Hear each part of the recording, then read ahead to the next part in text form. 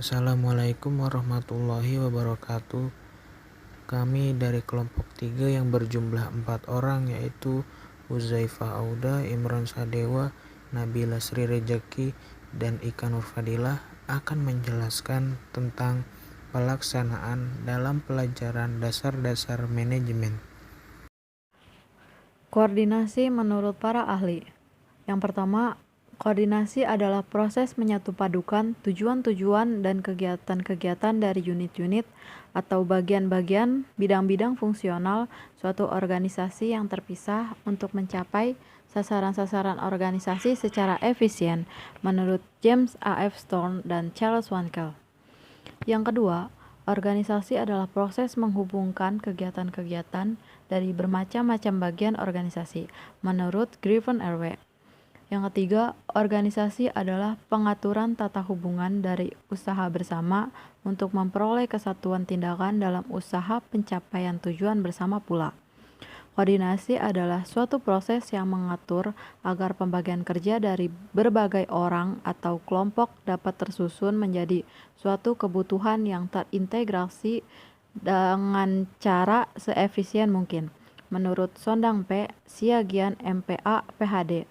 Yang terakhir, koordinasi menurut Awaludin Jamin dalam Hasibuan diartikan sebagai suatu usaha kerjasama antara badan, instansi, unit dalam pelaksanaan tugas-tugas tertentu, sehingga terdapat saling mengisi, saling membantu, dan saling melengkapi. Dengan demikian, koordinasi dapat diartikan sebagai suatu usaha yang mampu menyelaraskan pelaksanaan tugas maupun kegiatan dalam suatu organisasi. Definisi koordinasi. Berdasarkan pendapat para ahli, dapat disimpulkan bahwa koordinasi adalah penyepakatan bersama secara mengikat berbagai kegiatan atau unsur yang berbeda-beda sedemikian rupa, sehingga di sisi yang satu semua kegiatan atau unsur itu terarah pada pencapaian suatu tujuan yang telah ditetapkan. Dan di sisi lain, keberhasilan yang satu tidak merusak keberhasilan yang lain. Secara normatif, koordinasi diartikan sebagai kewenangan untuk menggerakkan, menyerasikan, menyelaraskan, dan menyeimbangkan kegiatan-kegiatan yang spesifik atau berbeda-beda agar semuanya terarah pada tujuan tertentu. Sedangkan secara fungsional, koordinasi dilakukan guna untuk mengurangi dampak negatif, spesialis, dan mengefektifkan pembagian kerja. Jenis-jenis koordinasi. A. Koordinasi intern. Koordinasi intern ini dibagi ke dalam beberapa kategori. Di antaranya, yang pertama, koordinasi vertikal. Koordinasi ini merupakan antara yang mengkoordinasi dengan yang dikoordinasikan dengan secara struktural serta hubungan hierarkis sebab satu dengan yang lainnya itu terdapat pada satu garis komando. Yang kedua, ada koordinasi horizontal.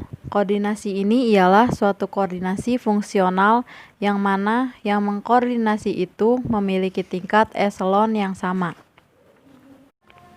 Yang ketiga, koordinasi diagonal.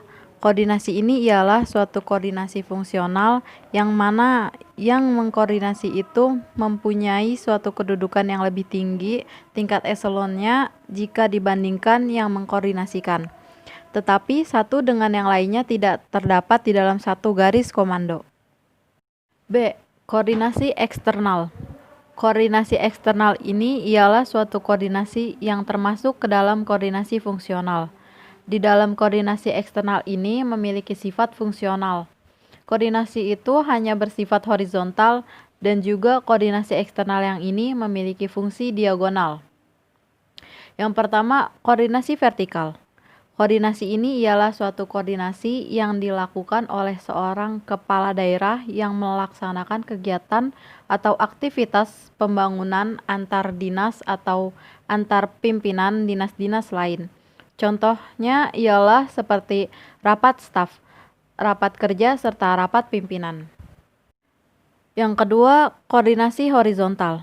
Koordinasi ini ialah seorang kepala atau juga merupakan suatu pimpinan selalu berhubungan atau berkaitan dengan dinas-dinas lain yang dianggapnya itu ada kaitannya atau juga hubungannya dengan masalah-masalah pembangunan yang dilaksanakan di dalam suatu wilayah kerjanya tersebut.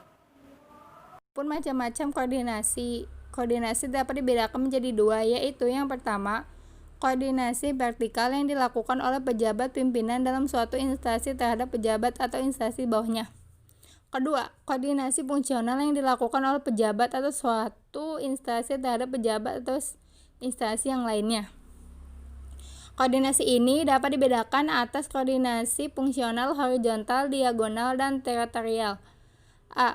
Koordinasi fungsional horizontal dilakukan oleh seorang atau suatu instansi yang lain yang setingkat. Koordinasi fungsional horizontal dilakukan oleh pejabat atau instansi terhadap pejabat atau instansi yang lebih rendah tingkatannya, tetapi bukan bawahannya.